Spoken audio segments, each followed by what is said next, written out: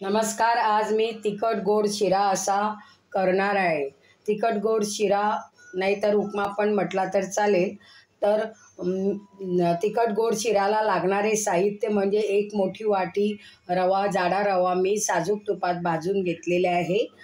थोडे ग्रीन मटर घेतलेले आहे, ग्रीन पीस घेतलेले आहे. एक मोठा कांदा चिरून घेतला आहे. 2 हिरव्या मिरच्या, कढीपत्ता, थोडा टोमॅटो, लहानसा टोमॅटो चिरून घेतलेला आहे.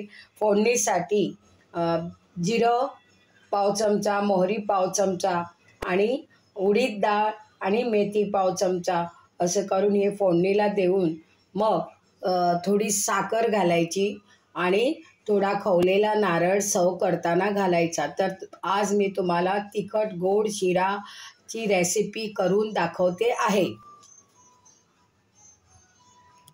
कढई गॅसवर ठेवलेली आहे. 2 चमचे मी साजूक तूप घातलेले आहे. आता फोडणीसाठी म्हणजे हे बघा, जिरं, मोहरी आणि उडीद डाळ, मेथी हे सगळं घालून घेते.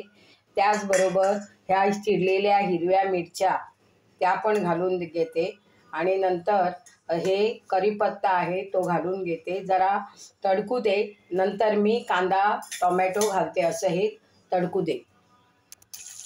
आता जिरं, मोहरी, उडीद डाळ, मेथी तडकले म्हणून मी आता हा चिरलेला कांदा पहिल्यांदा घालते.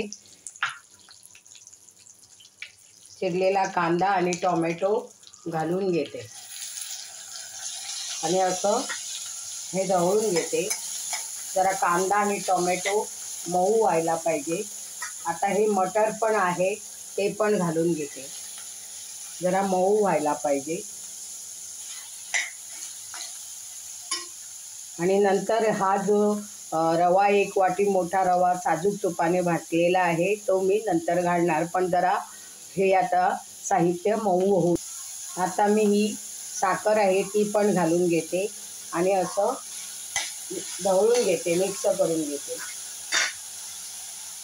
थोडी हा खवलेला नारळ थोडा असं स्प्रेड करून घेते आणि ते पण ढवळून असं घेते. जरा थांबून रवा घालणार. आता हा भाजलेला रवा आहे तो मी घालून घेते आणि सगळं असं मिक्स करून घेते. आता चवीपुरतं मीठ घालते आणि सगळं मिश्रण असं परत ढवळून मिक्स करून घेते. आता हे उकळलेलं पाणी 2 कप मोठे असे 2 कप घालायचे आणि जरा शिजवून घ्यायचं. असा हा तिखट गोड शिरा होतो आहे. या प्रकारे हा तिखट गोड शिरा झालेला आहे. सर्व करताना तुम्ही शेव, खवलेला नारळ असं घालू शकता. तर या तिखट गोड शिऱ्याची रेसिपी तुम्हाला आवडली असेल तर तुम्ही लाईक करा, शेअर करा आणि योग्य तो कॉमेंट्स लिहा. धन्यवाद.